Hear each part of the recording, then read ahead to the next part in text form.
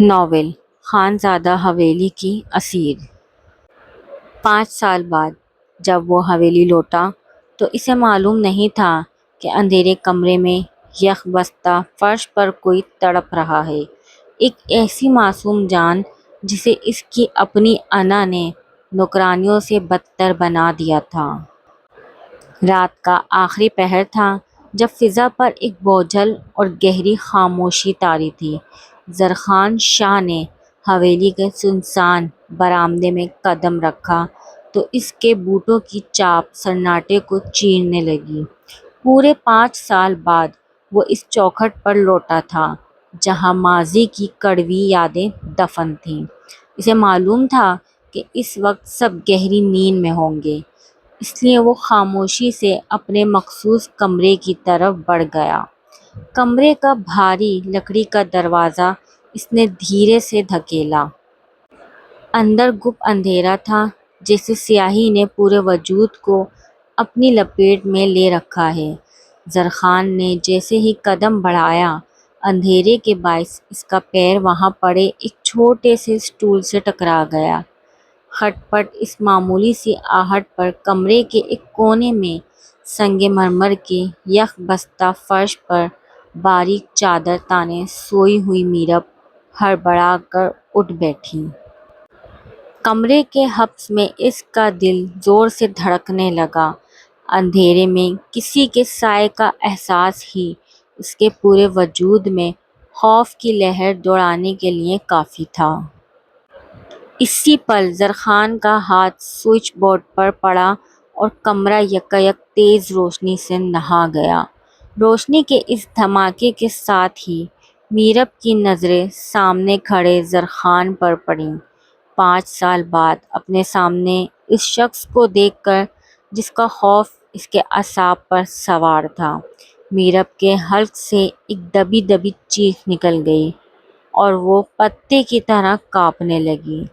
خدا کے لیے مجھے مت ماریے گا، میرا یقین کریں، مجھ سے وہ چائے کی پیالی جان بوجھ کر نہیں گری، مجھے معاف کر دیں۔ وہ خوف کے مارے حواس کھو بیٹھی تھی اور ہاتھوں سے چہرہ چھپا کر سسکیاں لے رہی تھی۔ زرخان اس کی یہ حالت دیکھ کر سکتے میں آ گیا۔ اس کی تیز نظریں میرب پر جم گئیں۔ جہاں وہ اس کے لفظوں پر حیران تھا، وہیں یہ دیکھ کر اس کے دل میں ہول اٹھا کہ وہ شاہو کی بہو ہونے کے باوجود بیڈ کے بجائے نیچے ننگے فرش پر سو رہی تھی۔ زرخان آگے بڑھا ہی تھا کہ میرب کی سسکیاں تھم گئیں اور وہ نکاہت اور خوف کی شدت سے وہیں غش کھا کر گر گئی۔ زرخان نے گھبرا کر اسے اپنی مضبوط باہوں میں اٹھایا تو اسے یوں لگا جیسے اس نے دہکتے ہوئے کوئلوں کو چھو لیا ہو۔ میرب کا جسم تیز بخار میں پھک رہا تھا اور چہرہ زرد پڑ چکا تھا۔ اس نے نرمی سے اسے بیڈ پر لٹایا، گرم کمبل اڑایا اور باتھ روم سے ٹھنڈا پانی لا کر اس کے ماتھے پر پٹیاں رکھنے لگا۔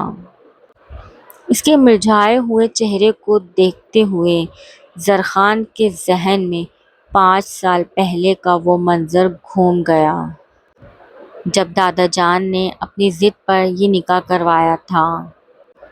میں اس لڑکی سے کبھی شادی نہیں کروں گا دادا جان، آپ نے اپنے دوست سے وعدہ کیا تھا، میں نے نہیں، زرخان نے غصے سے کہا تھا۔ نکاح 3 دن بعد ہی ہوگا زرخان، اور اگر تم نے انکار کیا تو میرا اور تمہارا رشتہ ہمیشہ کے لیے ختم ہو جائے گا۔ دادا جان کا فیصلہ اٹل تھا اور پھر وہ نکاح ہو گیا۔ شادی کی پہلی رات جب زرخان کمرے میں آیا تو اس نے دلہن بنی میرب سے انتہائی حقارت سے کہا تھا، یہ نکاح میری مرضی کے خلاف ہوا ہے۔ تمہیں اس حویلی میں صرف 21 دن کی قید کاٹنی ہے۔ میں تمہیں کبھی بیوی کا درجہ نہیں دوں گا اور نہ ہی تمہاری شکل دیکھنا چاہتا ہوں۔ اگلی ہی صبح وہ لندن روانہ ہو گیا اور مڑ کر بھی کبھی خبر نہ لی۔ 2 سال بعد دادا جان کے انتقال پر وہ آیا بھی تو جنازے کے فوراً بعد اپنی انا کے زام میں واپس چلا گیا۔ میرب کا حال تک نہ پوچھا۔ اسے کیا معلوم تھا کہ دادا جان کے جاتے ہی حویلی میں میرب پر ظلم کے پہاڑ توڑے گئے۔ اس کی ماں شاہجہاں بیگم نے بات بات پر میرب کو نوکرانیوں سے بدتر بنا کر رکھ دیا تھا۔ اگلی صبح ابھی پھوٹی ہی تھی کہ کمرے کے دروازے پر بے رحمی سے دستک ہونے لگی۔ ساتھ ہی حویلی کی ملازمہ کی کرخت آواز گونجی، او مہارانی اٹھ جا، اب نیچے بیگم صاحبہ انتظار کر رہی ہیں۔ سارے گھر کا کام کون کرے گا؟ ملازمہ کا یہ حکم سن کر زرخان کے تن بدن میں آگ لگ گئی۔ اس نے ایک جھٹکے سے دروازہ کھولا۔ سامنے زرخان کو دیکھ کر ملازمہ کو سانپ سونگھ گیا۔ عقل کے ناخن لو، نظر نہیں آتا میں اندر سو رہا ہوں؟ جاؤ یہاں سے، اور یاد رکھنا میرب کی طبیعت ٹھیک نہیں ہے۔ 12 بجے سے پہلے کوئی اس کمرے کا رخ نہ کرے، زرخان نے کڑک دار آواز میں کہا اور دروازہ منہ پر بند کر دیا۔ ملازمہ ہانپتی کانپتی نیچے شاہجہاں بیگم کے پاس پہنچی اور سب اگل دیا۔ شاہجہاں بیگم غصے سے لال پیلی ہو کر اوپر آئیں اور بغیر دستک دیے کمرے میں داخل ہو گئیں۔ یہ کیا بدتمیزی ہے زرخان، تم اس منحوس لڑکی کی خاطر ملازموں پر چلا رہے ہو؟ آتے ہی اس کی طرفداری۔ شاہجہاں بیگم کی آواز اونچی ہوئی۔ زرخان نے دیکھا اس آواز سے میرب نیند میں بھی سہم گئی تھی۔ اس نے اپنی ماں کا ہاتھ تھاما اور انہیں کمرے سے باہر برآمدے میں لے آیا۔ اماں، خدا کا خوف کریں، وہ بیمار ہے۔ کیا یہ وہی میرب نہیں جسے دادا جان نے میرا مان بنا کر یہاں چھوڑا تھا؟ اسے فرش پر سلانا، چائے گرنے پر تشدد کرنا، کیا یہ ہمارے خاندان کی غیرت ہے؟ تم تو خود اس سے نفرت کرتے تھے۔ شاہجہاں بیگم نے تڑخ کر کہا، ہاں اماں، میں گنہگار ہوں۔ میں اپنی انا میں اندھا تھا، لیکن میں اسے اپنی ماں کے رحم و کرم پر چھوڑ کر گیا تھا، کسی جابر کے پاس نہیں۔ آج کے بعد اگر کسی نے میرب پر آنکھ بھی اٹھائی تو وہ مجھ سے برا کوئی نہ پائے گا۔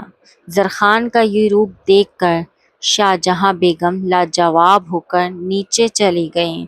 زرخان واپس کمرے میں آیا تو میرب کی آنکھیں کھل چکی تھیں۔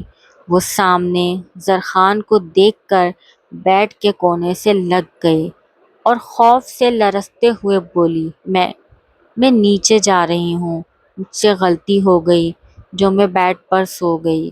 وہ اٹھنے لگی تو سر چکرانے کے باعث گرنے لگ گئی، لیکن زرخان نے لپک کر اسے اپنی پناہ میں لے لیا۔ میرب، میری طرف دیکھو۔ زرخان کا لہجہ موم کی طرح نرم تھا۔ میرب نے کانپتی پلکیں اٹھائیں۔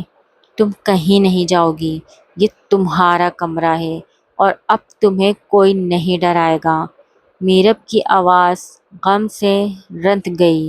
آپ مجھے یہاں طلاق دینے آئے ہیں؟ یہ لفظ زرخان کے دل پر تیر کی طرح لگا۔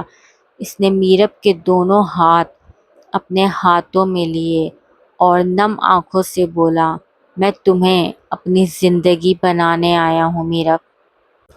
مجھے میری انا لے ڈوبی تھی، مجھے معاف کر دو۔ 5 سال کا صدمہ اور تنہائی میرب کی آنکھوں سے آنسو بن کر بہہ نکلی۔ اس نے زرخان کے سینے سے لگ کر اپنے سارے دکھ بہا دیے اور زرخان نے اسے ہمیشہ کے لیے اپنے دل میں پناہ دے دی۔ 2 ماہ گزر چکے تھے اور خانزادہ حویلی کا نقشہ بدل چکا تھا۔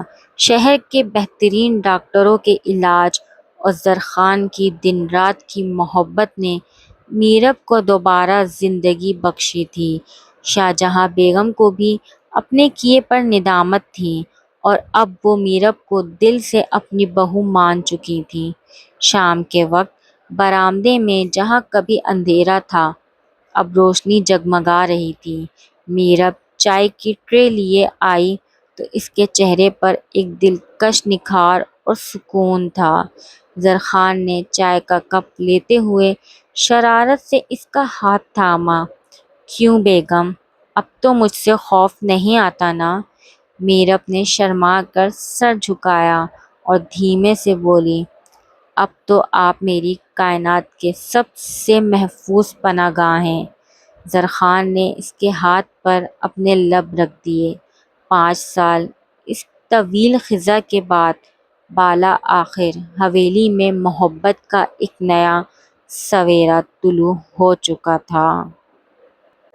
اگر ویڈیو اچھی لگی ہو تو چینل کو سبسکرائب، ویڈیو کو لائک اور شیئر ضرور کیجیے گا۔